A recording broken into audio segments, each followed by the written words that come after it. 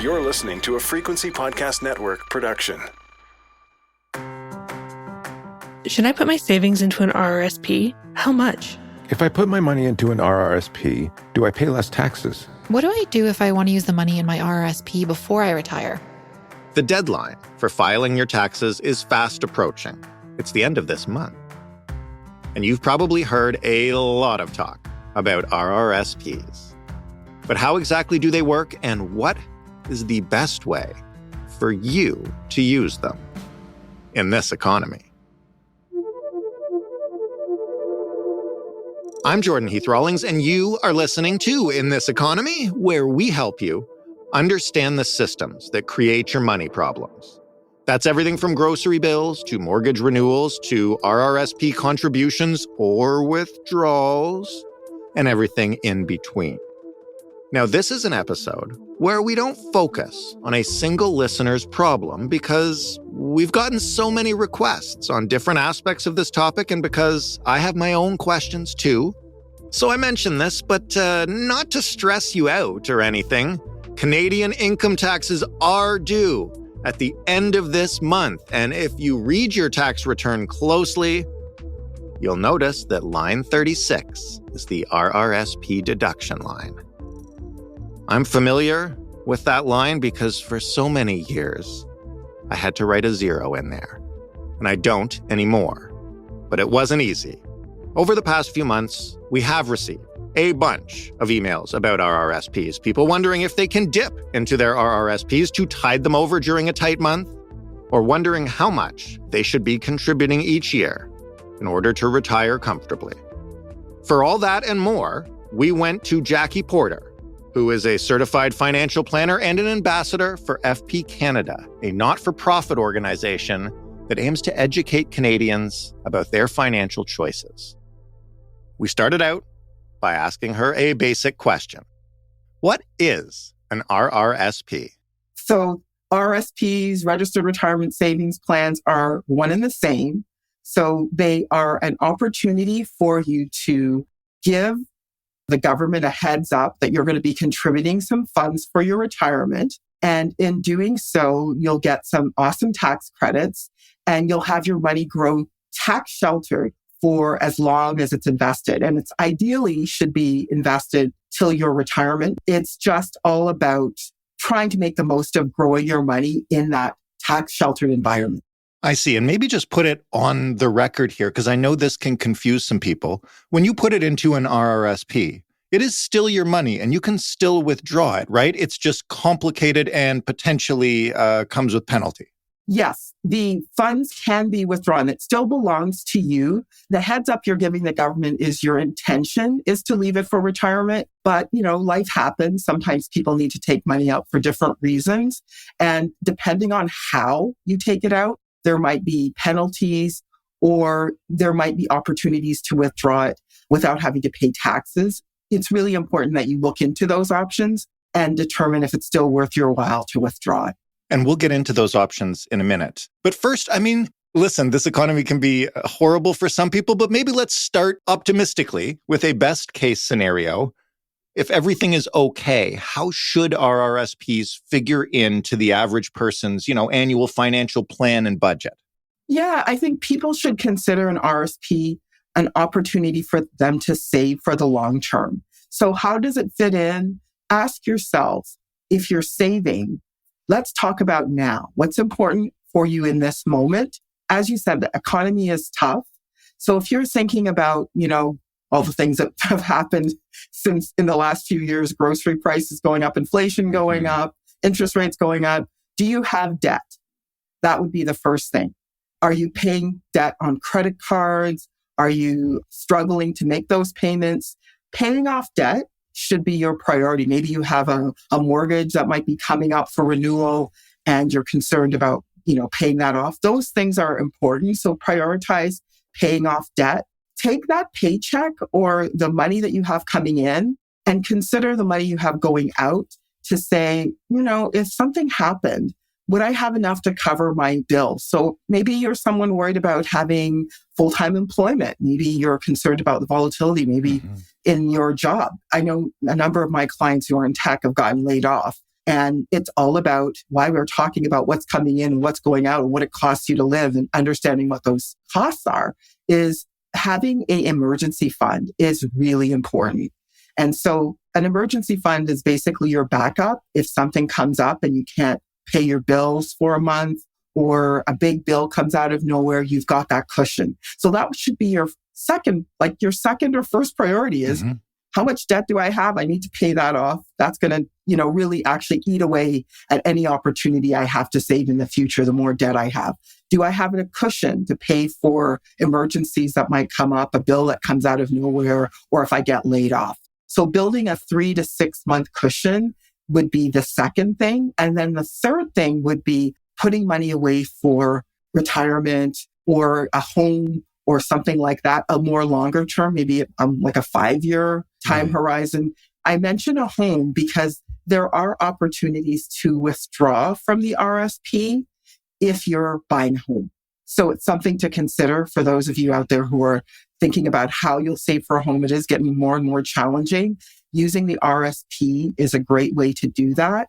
And then you'll be able to take it out without having to pay the tax and have all those penalties.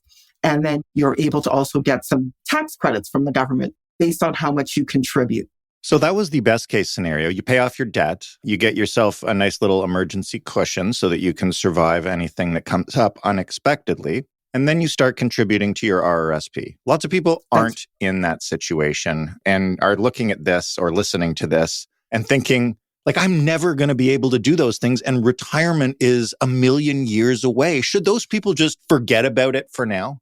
Those kinds of circumstances are creeping up on more and more people feeling. I know a lot of millennials worry they'll never be able to buy a home. And, debt is a concern and even budgeting is a concern. So I wouldn't write off saying that, never will be the right time to make contributions to an RSP. It's all about how much income you earn. Because keep in mind, the higher your income, the more taxes you pay and the more money you just give away to the government if you don't make an RSP contribution.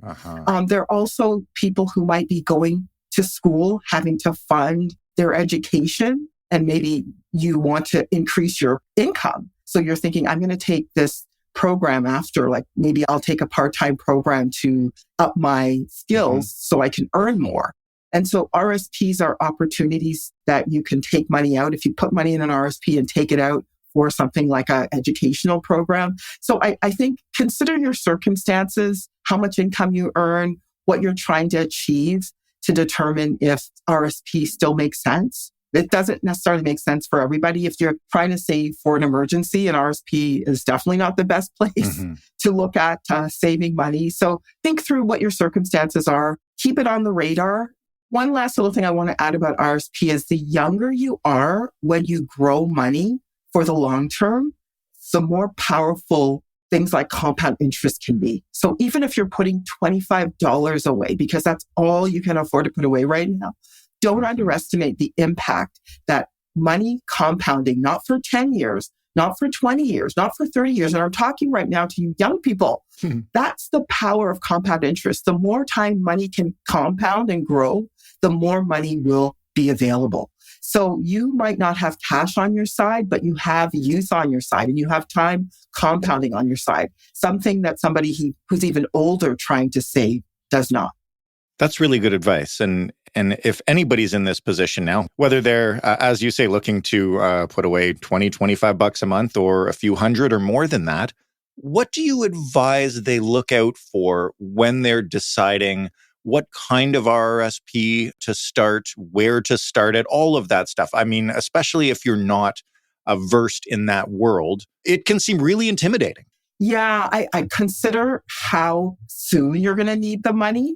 Consider how you feel about losing money in the short term.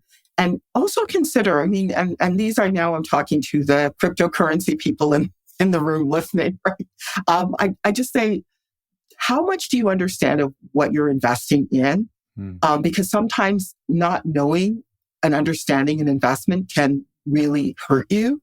So if you're someone who doesn't want to spend too much time or energy trying to figure out what should I do with my money, exchange traded funds, ETFs are great places to buy a diversified amount of investments pay little fees, and kind of set it and forget it because you're buying the market. You're not trying to outguess the market.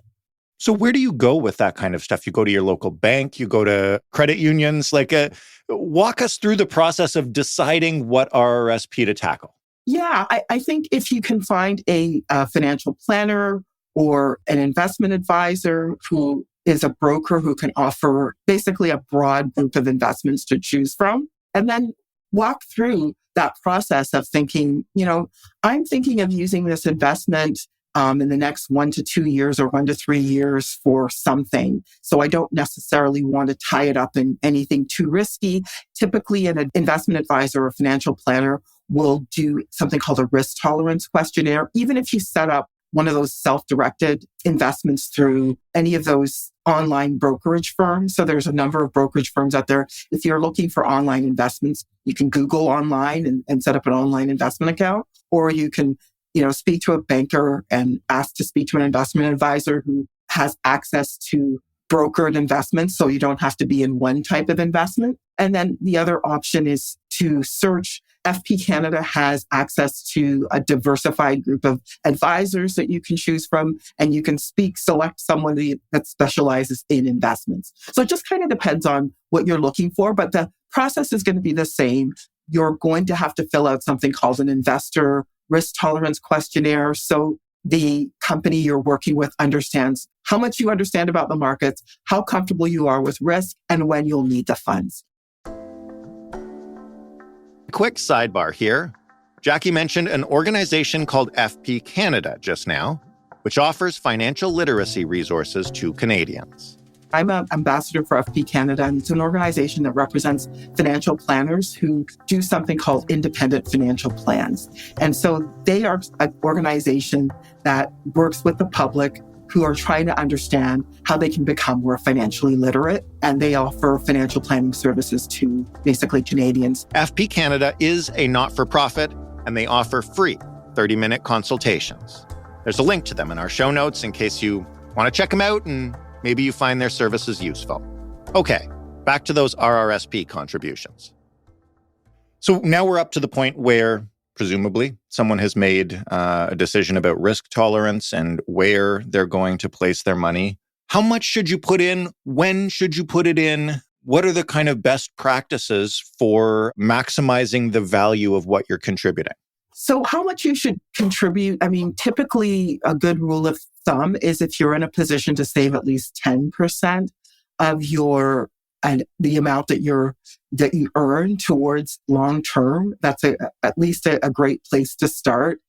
The other thing that you can do is just that even back of a napkin scenario where you're writing down all the income you have coming in and writing down all the expenses you have. There are lots of budget apps available these days that allow you to kind of see how much you actually have to work with. It's also a really good starting point to just figure out where you are financially and maybe things, if your priority is that you do want to save, where you can cut back to achieve the financial goals that you've set for yourself. So if you've never done that exercise, I encourage you to do that. And then really, in terms of best practices, set up that 10% if you can.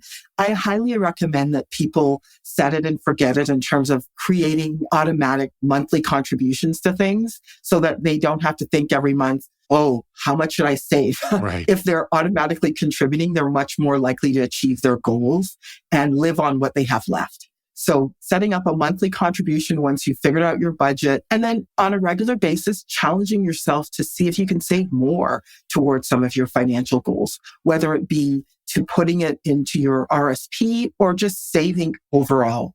Challenge yourself as much as you possibly can, because it's always easy to just decide, I can't. And this is the things I see with clients. I have no idea how I can actually save for the things I need. And sometimes you might need assistance. And that's kind of where financial planning, FP Canada, the financial planning organization I talked about, comes in. We do offer, typically the advisors there will offer 30 minutes for people to get financial advice.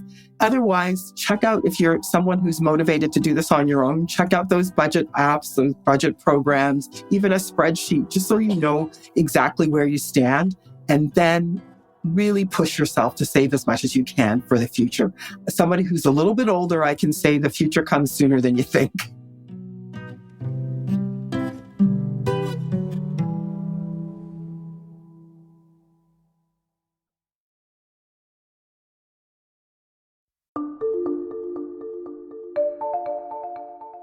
Fast forward a little bit in our hypothetical. You've decided on your RRSP, you've started to put money into it, and all of a sudden, life happens. The last couple of years of the economy happens. Your mortgage needs to be renewed. You need to buy a new car, which is outrageous at this point in time. Can you take money out of your RRSP and explain exactly what happens when you do that?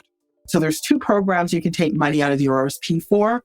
One is the home buyers program, and you can take up to $35,000 under the home buyers program out for a home purchase.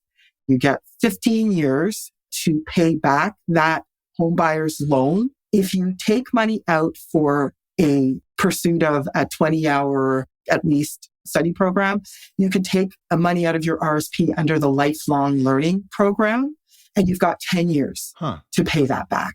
And the maximum you can take is $10,000. So under those programs, you're able to take money out, have 10 years or 20, 15 years to pay it back. There's no penalty if you take it out under those programs.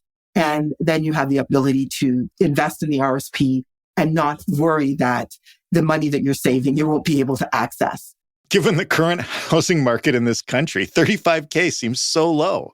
I know. I 100% agree. They have come up with new programs over and above the home buyers program that help. There is a program that just came out last year, and it's for new home buyers as well to access another, $10,000 a year. That's still only $45,000. I know it's not going to help if you're trying to buy a house in the GTA. It is a start, but I hear you. It's still relatively unaffordable for quite a few people to get into a home based on some of these programs that are out there. Having said that, if you are in a scenario where you put money in an RRSP and you can't take it out because you need to take it out because life happens, then the option there is to withdraw it. And it all depends, folks, on how much you withdraw.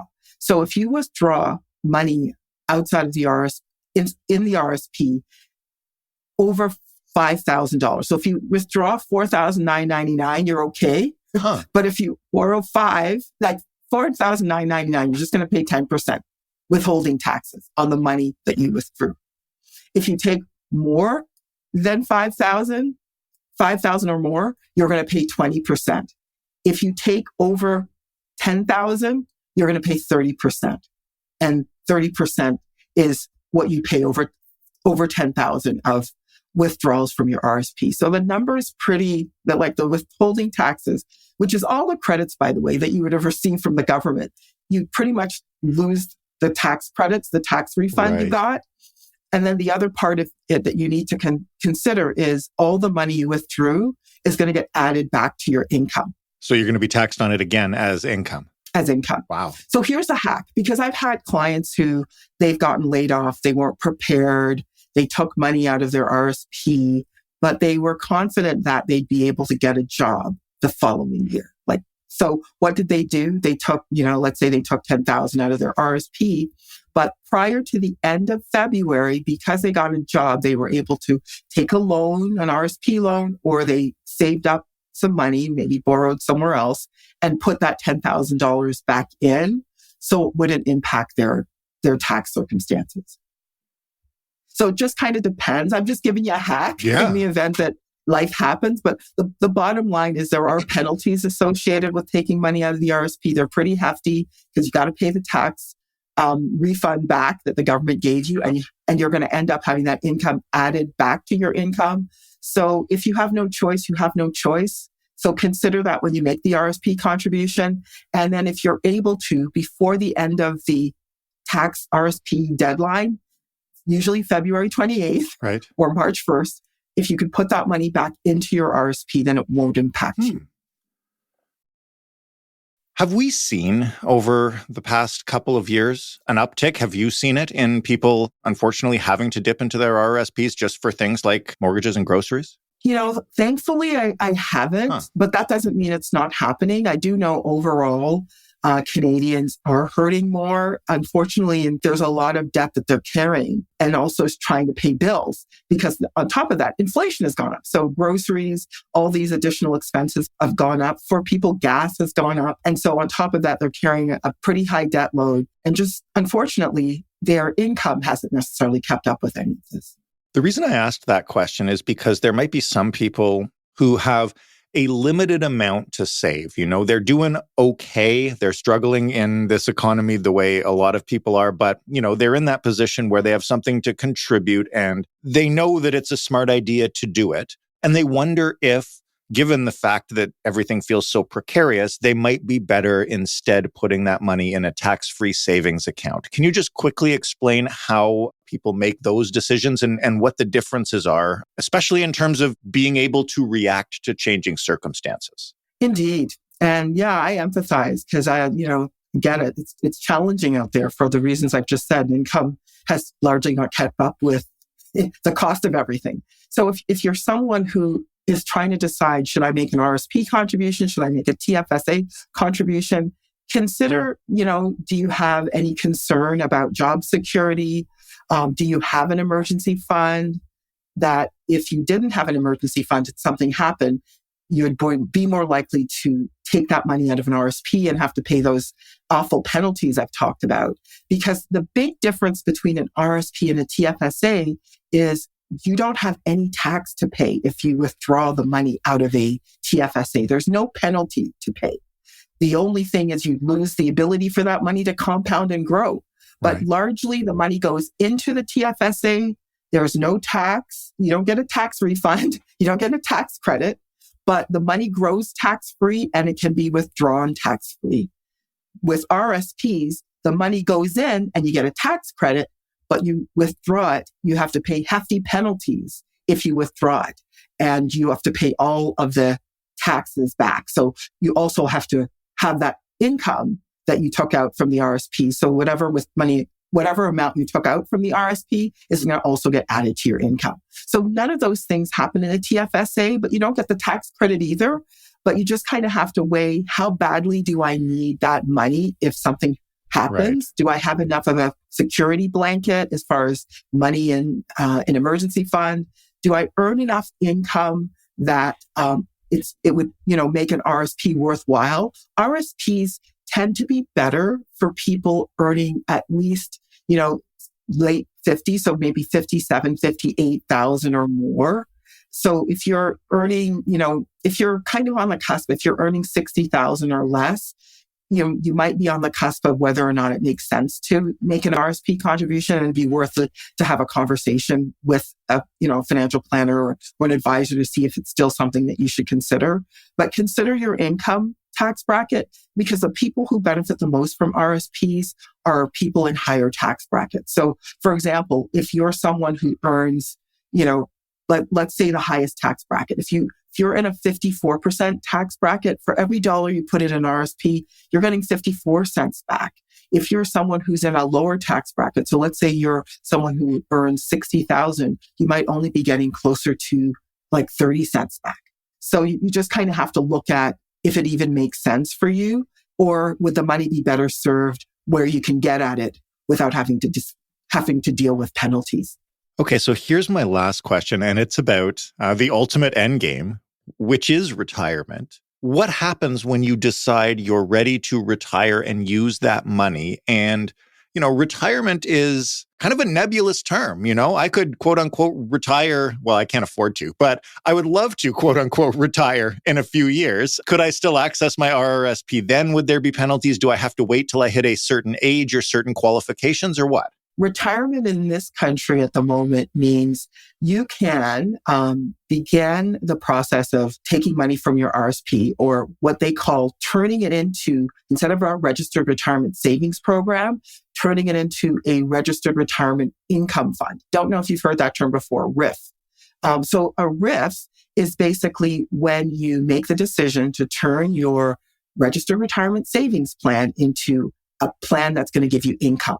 When you do that, what happens is the government looks at your age. Normally, you can start to risk by as early as 55. You get a lower amount of income because the goal of the Registered Retirement Income Fund is to last you until you're at least 85.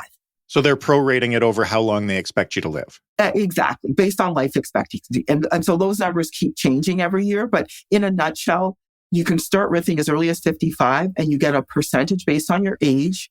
And it goes up each year based on your age. And then that income that you receive, that is the amount you'll pay taxes on when you file your income taxes. You won't have to pay that harsh withholding tax penalty, just the income tax penalty. How much did that income generate in taxes by the end of the year? And then that's the tax you'd be expected to pay when you file your taxes. Do you recommend that people take it out right at 55? Does it make a difference? I mean, I'm assuming if you wait, obviously the individual payments are higher. And actually, here's my real question. What happens if you access it and you set up and start riffing at 55 and it's not enough and at 60 you need to go back to work and you unretire? I can't emphasize enough why figuring out your retirement readiness and looking at how a financial plan can help you figure out how much you actually need to retire, and also figuring out, when's the best time to start taking those RIF payments, because nothing's worse than outliving your savings. So one of the questions that a retirement plan or a financial plan seeks to answer is, will you outlive your retirement savings? And I think for people who are serious about their retirement, the most important thing is to make sure your plan is resilient so you don't have that scenario where 5 years later, you didn't realize that you didn't have enough saved and you're going back to work. Nothing wrong with working, but it's always better to work because you want to, not because you have to. And just to be clear, they won't stop your payments because you have to go back to work. There's no technically you must stay retired thing here. Not at all. It's really more about the longevity or the resilience of your asset. A retirement plan will say, well, how much will you need to live? And how much will you be able to get out of your investments? And how long will they last? So understanding that will give you a lot more confidence when you decide, okay, I'm ready to retire now because I know I have enough. Jackie, thank you for this. I've learned a ton. I'm sure our listeners have too. And I will say, I can think of one thing worse than outliving your investments. What's that? Dying. Well, I always say it's either, your investments die before you do. You died before your investments, not great, but at least you're dead and you don't have to worry about it. Jackie Porter, a certified financial planner. Thank you so much to Jackie for sharing her expert knowledge with us. You can find more information about her services by visiting Ask Jackie, that's JACKIE.ca. And thanks to all of you who wrote in to suggest this topic. If you did, just know you were not alone, clearly. In this episode, we mentioned an organization called FP Canada. They are a nonprofit that helps Canadians with their financial planning. You can find out more about them at fpcanada.ca.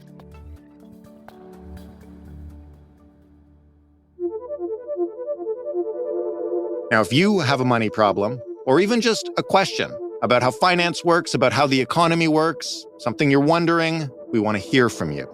You can email us at hello@itepod.ca. You can also call us and just talk. Go for as long as you want. Leave a voicemail. The number is 416-935-5935. We don't need your real name. We do need your real numbers, both financial and a phone number, so we can get in touch with you. Thank you so much for listening. If you liked this show, if you want us to keep making this show, if you want more, please share and tell your friends to listen. You can also, if you're in the podcast world, rate, review, follow, whatever your favorite podcast app allows you to do. That will help more people see this show, listen to this show, and hopefully like this show. I'm your host and executive producer, Jordan Heath Rawlings. This episode was written and produced by Allison Broverman and Stephanie Phillips. The sound design was done by Ryan Clark. Mary Jubrin is our digital editor. Diana Kay is our manager of business development. Together, we make up the Frequency Podcast Network, which is a division of Rogers. Thanks again for listening. We will talk next week on In This Economy,